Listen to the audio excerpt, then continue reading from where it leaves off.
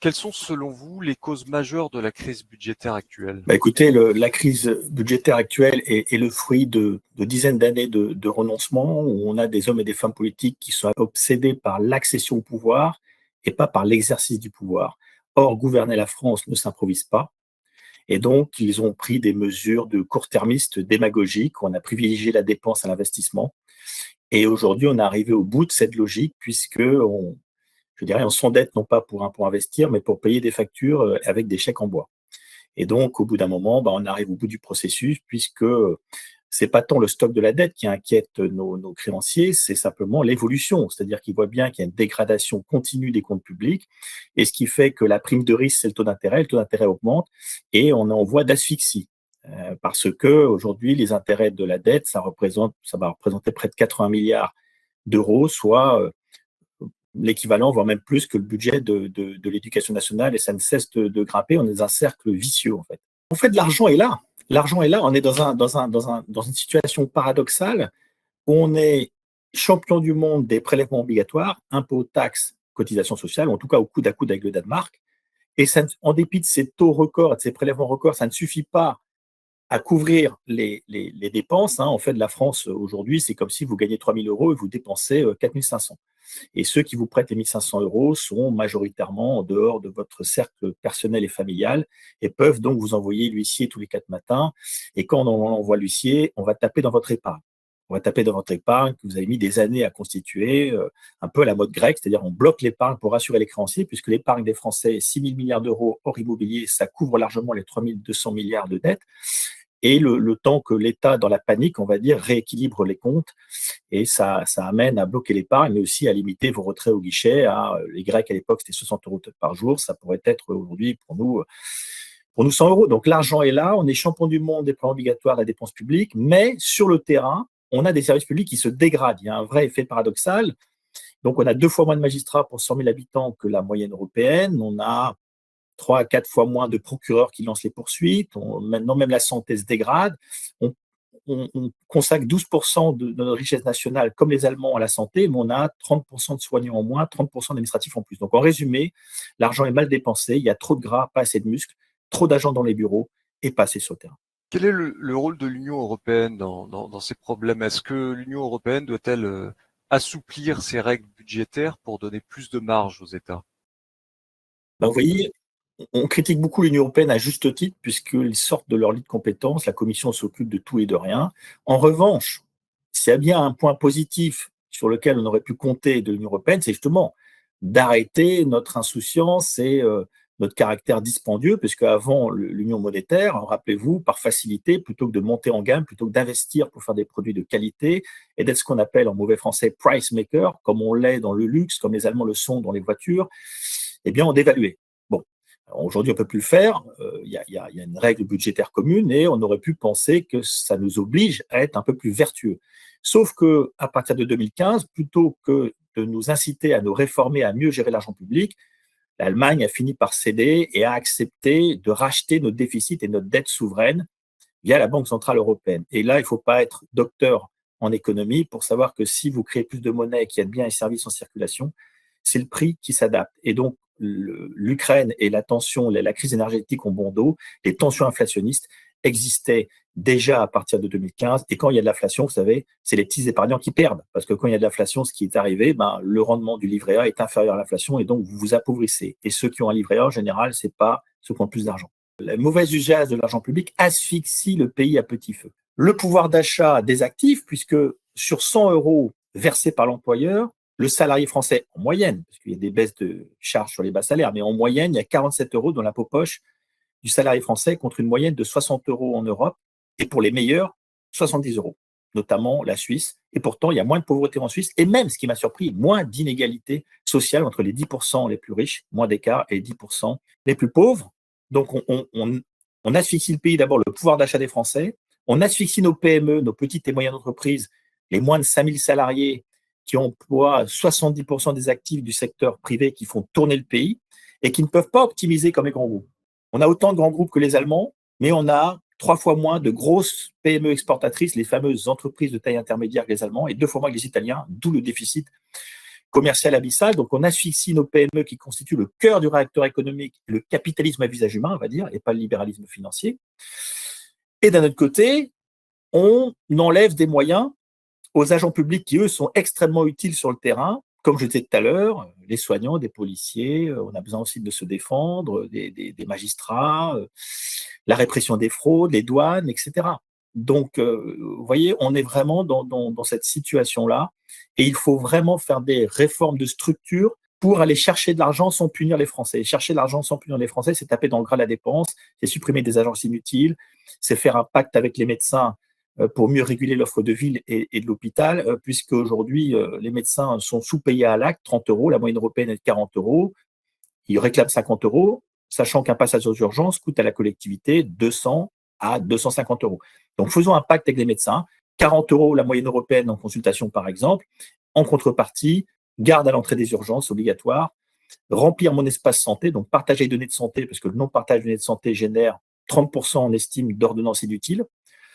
Et puis, une liberté d'installation encadrée, c'est-à-dire qu'en début de carrière, vous ne pouvez pas vous installer, il y a trop de médecins. Je vous ferai remarquer qu'il n'y a pas de déserts médicaux concernant les chirurgiens dentistes, les pharmaciens, les kinés, les infirmiers libéraux. C'est bizarre, hein?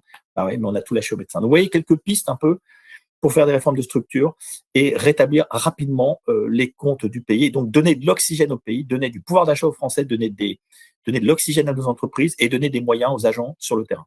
Concernant le déclin économique de la France et de l'Europe, est-ce qu'on peut dire que la France et l'Europe sont-elles réellement en déclin économique face aux grandes puissances mondiales que sont la Chine, les États-Unis?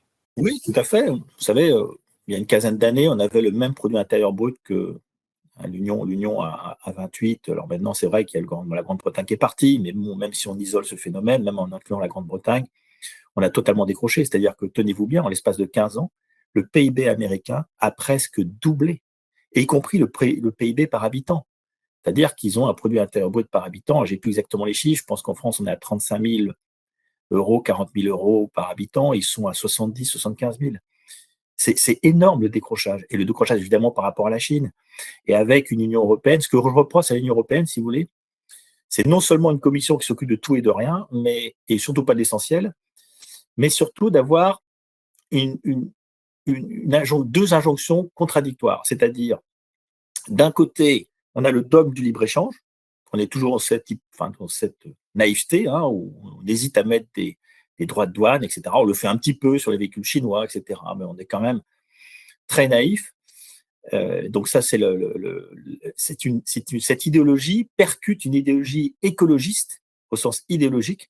Alors moi, je veux bien qu'on lave plus vert que le vert en Union européenne, qu'on soit le premier continent, le premier espace économique à concilier capitalisme et environnement. Et je suis certain que par l'innovation, la technologie, on va concilier capitalisme et environnement. Mais on ne peut pas faire les deux en même temps.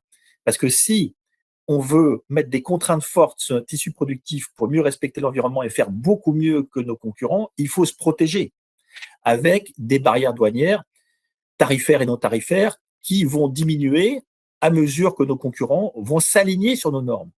Mais aujourd'hui, ce n'est pas le cas. Il n'y a aucune incitation pour la Chine et les États-Unis à s'aligner sur nos normes puisque les barrières tarifaires et non tarifaires ne sont pas assez dissuasives. Quel secteur devrait être prioritaire pour relancer la compétitivité et l'emploi? Alors, de manière générale, il faut lâcher la bride sur le cou de nos chevaux de course, les PME, les moins de 5 000 salariés. Comment? En alignant les prélèvements obligatoires sur la moyenne européenne, en alignant aussi les normes qui sont plus contraignantes en France souvent, il n'y a pas que dans l'agriculture, que sur les normes européennes. Donc, dès qu'il y a une norme qui est plus contraignante en France, on l'aligne sur la norme européenne, y compris le Code du travail. Aujourd'hui, le Code du travail est tellement complexe que même les meilleurs experts comptables n'y comprennent plus grand-chose et souvent des chefs d'entreprise se disent je fais appel à un cabinet très réputé, je suis tranquille, il y a un contrôleur SAF, il y a des erreurs. Il y a 2/3 donc des fiches de paye qui comportent une erreur au cours des 12 derniers mois. Et donc il faut là aussi faire une espèce de bing-bang, un choc de radicalité, mais ça ne veut pas dire d'extrémisme, c'est revenir à la racine des choses. Qu'est-ce qui relève de l'État, des entreprises, des collectivités? Et là, le Code du travail, on l'aligne sur le droit du travail européen. Donc, oui, c'est un petit document. Hein. Et on laisse les entreprises et les branches adapter au regard des contraintes des secteurs d'activité. C'est ce qui se passe dans les pays les plus dynamiques, y compris en Europe. Le droit du travail suisse fédéral, il est très, très, très fin. Et pareil pour le droit du travail européen. Vous savez, c'est des bornes pour éviter des excès, donc pas plus de 48 heures de travail par semaine, une journée de congé minimum par semaine, minimum 4 semaines de congé annuel, etc. Et vous laissez le terrain commander, et le dialogue social, vous savez, se passe très bien aujourd'hui, hein, parce que depuis la loi El Khomri de 2016, les accords de branche et d'entreprise, je dirais, sont prioritaires sur les accords nationaux. Donc c'est le terrain qui commande et la CGT signe 80% des accords. Donc il faut aller vraiment dans cette logique-là. Donc je dirais, lâcher la bride sur le cou de nos PME, faire un gros effort de recherche, puisqu'on dépense 2,2 points de PIB pour la recherche, alors que nous, les pays les plus dynamiques sur le temps long, on pense à l'Allemagne, on pense à la Corée du Sud, on pense aux États-Unis, c'est des pays qui consacrent au moins 3,5 points de PIB à la recherche. Voilà, tout compris. Alors c'est vrai que nous, c'est surtout la recherche privée qui manque un peu de dynamisme, mais bon, dans ces cas-là, c'est pas grave. On augmente la recherche publique. Et là, concrètement, ce qu'il faut faire, et ça rejoint une impérieuse nécessité, c'est un effort de défense. Parce que aujourd'hui, l'industrie de défense est extrêmement performante en France, elle est non délocalisée, et quand vous mettez 100 euros dans l'industrie de défense, il n'y a presque pas de fuite à l'étranger, en fait, parce que c'est une industrie qui est performante, qui n'est pas délocalisée, qui exporte, et donc l'effet keynésien joue à plein, et on estime que quand vous dépensez 1 euro dans la défense, ça rapporte à court, moyen, long terme, suivant tous les économistes concernés, entre 1,3 et 1,9 euros. Donc il ne faut pas opposer, si vous voulez, les dépenses militaires nécessaires pour défendre ce qu'on a de plus précieux, c'est notre liberté. Il ne faut pas opposer ça à l'école et l'hôpital. C'est-à-dire qu'en investissant, parce qu'on a une industrie de défense, hein, on n'est pas un pays qui n'a pas d'industrie de défense, mais grâce à cette industrie de défense performante et non délocalisée, non seulement on fait un effort de défense pour préparer le pire en espérant le meilleur, mais en plus, ça finance l'hôpital et l'école. Ça, on ne le dit pas aux Français. Il n'y a pas un dilemme, si vous voulez, fondamental entre l'investissement de défense et les services publics civils de base.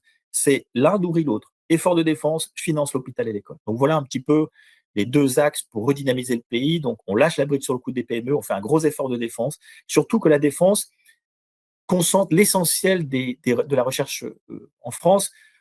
Si vous voulez, les entreprises de défense ne représentent que 3%, je crois, des entreprises françaises, mais elles représentent presque un quart, un minimum un cinquième des chercheurs et de l'effort de recherche. C'est colossal, en fait. C'est colossal.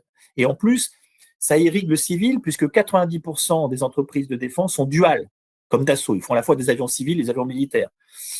Ils font les deux. En fait, Thales fait les deux. Dassault, on l'a dit, ils font les deux. Voilà. Donc ce qui fait que là, c'est là qu'il y a vraiment un effet levier à jouer. Vous parlez de la défense. J'imagine que l'intelligence artificielle et la robotisation ont leur rôle à jouer. En quoi peut-elle être un secteur d'innovation et d'investissement, y compris dans la défense ou en dehors de la défense? Alors oui, là, l'intelligence artificielle, c'est transverse. Donc merci Jean-Pierre de poser cette question. Elle est fondamentale. Elle est fondamentale. Et là, il y a un autre combat à mener. Donc on a dit, pour redresser le pays, il faut lâcher la bride sur le cou de nos entreprises, ce qui nécessite une réforme de l'État. Mais il y a au-delà de la réforme de l'État au sens large, État, collectivité, sécurité sociale, il y a un autre combat impérieux à mener pour redresser la France et pour éviter d'être vassalisé, c'est la maîtrise de nos données. C'est un combat encore plus important pour la souveraineté de notre pays, notre indépendance, que ce qu'avait fait le général de Gaulle à l'époque avec le nucléaire civil et militaire, l'industrie de défense. C'est encore plus important parce que la donnée, si vous voulez, ça irrigue toute la vie de la nation. C'est nos données personnelles, c'est les données des entreprises sensibles avec des marchés, les brevets, etc. Les données sensibles de l'État. Et donc, si on ne remet pas la main sur nos données, qui constituent le carburant de l'intelligence artificielle va générer des gains de productivité énormes dans le public et dans le privé. Et si on ne reprend pas la main sur le carburant de l'intelligence artificielle, donc la donnée, tous les gains de productivité en grande partie vont fuiter sous forme de licences et de factures aux GAFAM. Et donc pour ça, il faut que l'État, ce qu'il a commencé à faire, protège les données sensibles, dit en gros les données sensibles, donc les données des entreprises hébergées par Bercy, les données du ministère de l'Intérieur, évidemment la défense, tout ça est hébergé ce qu'on appelle on-premise, en propre, par les administrations, parce que l'essentiel des données sont encore heureusement hébergées par les administrations avec des salles serveurs publics, ou si on doit faire appel à un prestataire extérieur privé, puisqu'aujourd'hui avec l'IA, c'est vrai qu'il faut mettre les données avec ce qu'on appelle des clouders, donc des entreprises qui hébergent les données, qui ont des logiciels qui permettent à l'intelligence artificielle de travailler. Bon, C'est l'innovation qui est tirée par le privé. Dans ces cas-là, il faut attester que cette entreprise-là est étanche vis-à-vis de ce qu'on appelle l'extraterritorialité du droit, et notamment américain. Parce qu'il faut savoir aujourd'hui qu'avec le Cloud Act, avec le FISA, avec l'Executive Order 12333, un certain nombre de textes, les États-Unis, même si vos données sont hébergées en France, à partir du moment où elles sont hébergées par une entreprise américaine, notamment Google, Amazon, Microsoft, qui concentrent 70% du marché, eh bien, les Américains peuvent aller se régaler et récupérer nos données, et notamment les données de santé, où il y a des gisements énormes en termes de santé publique et de business, puisque avec les données, vous pouvez faire de la prévention. Vous savez, un radiologue, il a en tête peut-être un bon radiologue qui a un peu blanchi sous le harnais, il a peut-être quelques centaines de clichés en tête.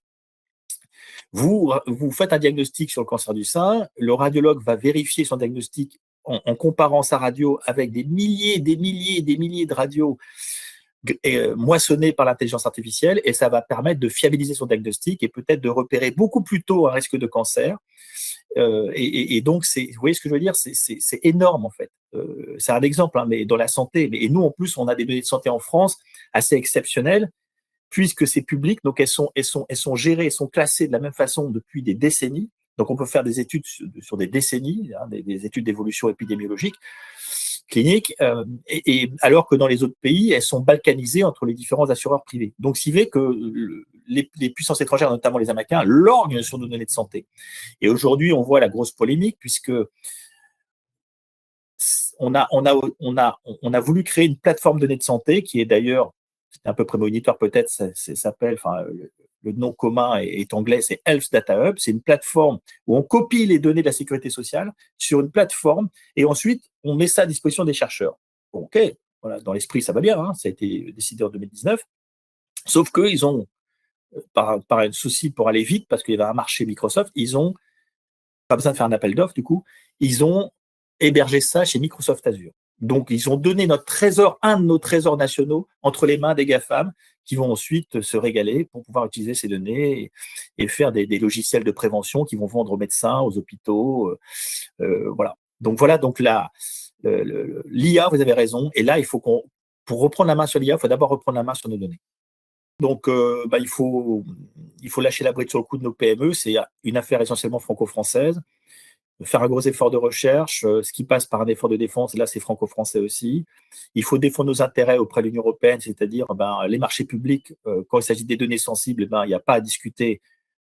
Donc, de toute façon, ce n'est pas un monopole de compétences de la Commission européenne, les données. Hein. Donc, on dit non, les données françaises dites sensibles, qui sont définies dans une loi, la loi SREN, je n'ai plus l'acronyme, la définition de l'acronyme en tête de 2024, il y a une définition des données sensibles.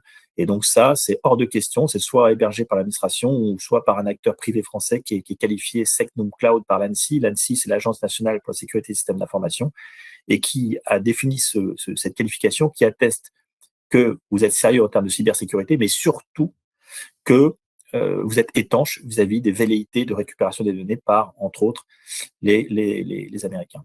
Donc non, là-dessus, il y a rien d'autre. C'est à nous de jouer, si vous voulez, parce que l'Union européenne, d'accord, c'est une contrainte, mais si la zone euro était le problème majeur, tous les pays de la zone euro seraient dans la même situation que nous, sauf que nous, on est totalement au fond de la classe. Il y a des pays de la zone euro qui ont les mêmes contraintes que nous, qui s'en sortent beaucoup, beaucoup mieux au fond de la classe en termes de déficit public, de déficit commercial, de performance des services publics, etc. Alors, quel rôle spécifique devrait jouer l'audiovisuel public à l'ère des plateformes numériques et des réseaux sociaux? Oui, alors pour moi, c'est du qualitatif. C'est-à-dire que l'audiovisuel public, vous savez, de manière générale, notre philosophie est éminemment pragmatique chez Nouvel Essor Français. C'est le public doit faire ce que le privé ne sait pas faire, ne peut pas faire et ne doit pas faire. Donc, grosso modo, qu'est-ce que fait le privé? Il fait du divertissement. Là, ils sont bons, rien à dire, hein, c'est leur cœur de métier, notamment les entreprises de médias américaines. Ce que doit faire le public, c'est de faire ce qui ne va pas forcément générer énormément d'audimat, on va dire, hein, donc de faire du qualitatif, du culturel. Et là, aujourd'hui, hélas, on n'en a pas pour notre argent. L'audiovisuel public, c'est plus de 4 milliards d'euros. Bon, tout n'est pas acheté, mais pour moi, France Télévisions, c'est 2,5 milliards. Déjà, pour moi, on propose de privatiser France Télévisions. Pourquoi? Parce qu'il n'apporte aucune plus-value sur le divertissement par rapport au privé.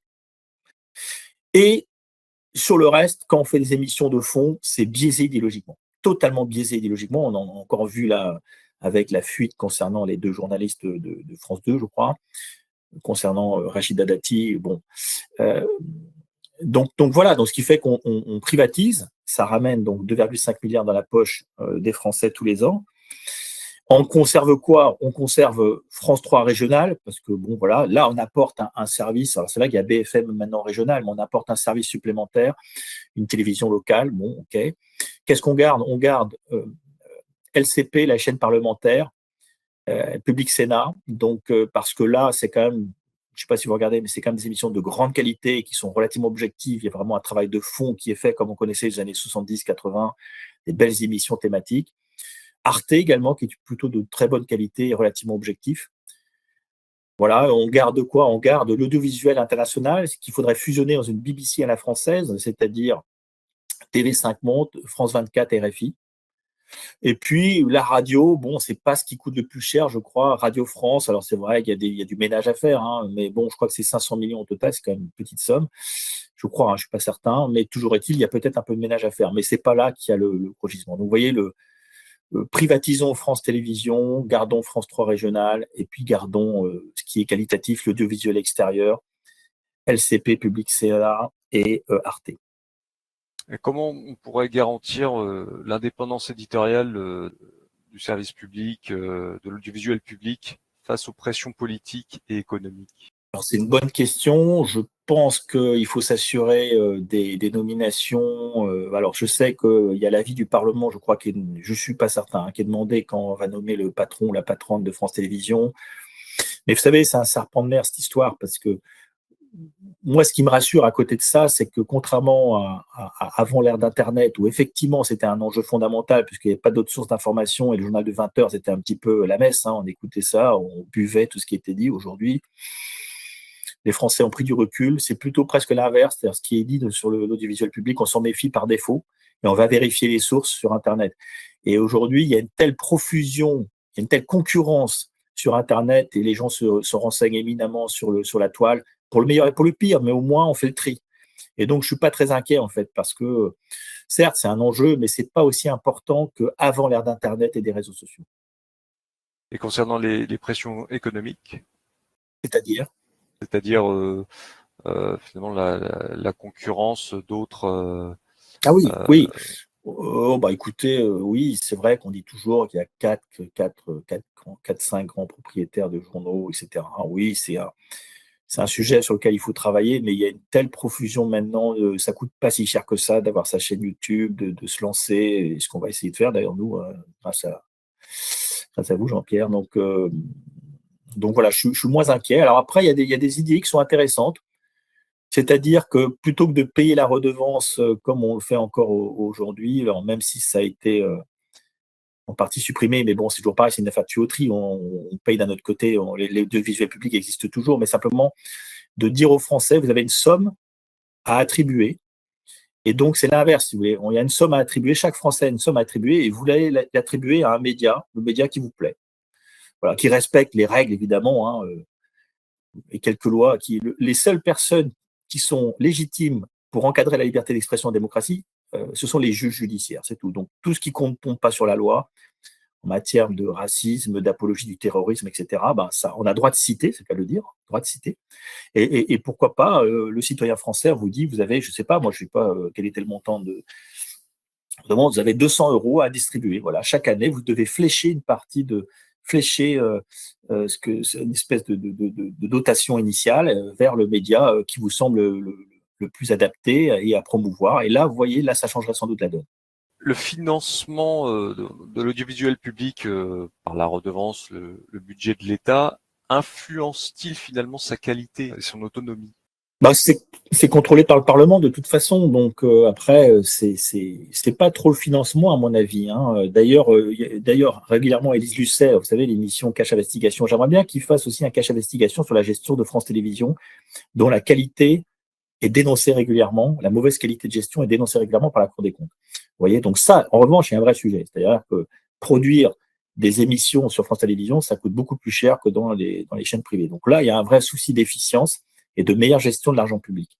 Hein, je ne parle même pas du temps de travail, etc., des des salariés ou des agents, ils ont plutôt un statut privé, mais peu importe, ils sont payés par la puissance publique. Donc là, il y a un effort à faire.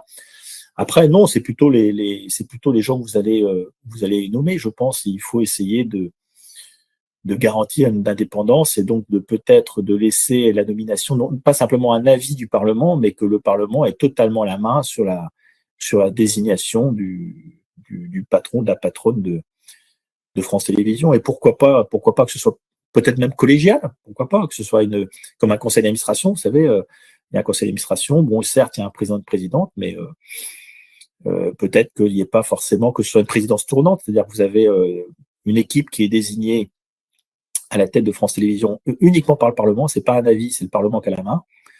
Et ensuite, tous les ans, ça tourne peut-être, le président tourne tous les ans parmi ces personnes qui ont été désignées pour X années. Bien, Patrice Huybans, je vous remercie et on se retrouve très bientôt pour d'autres questions. Tout à fait. Donc, on va essayer de faire un point d'actualité de façon assez régulière, de manière à pouvoir vous livrer les différentes propositions, une fois de plus, au regard des sujets du moment. Merci beaucoup. Merci Jean-Pierre. Merci à tous et à toutes. Et donc, à bientôt.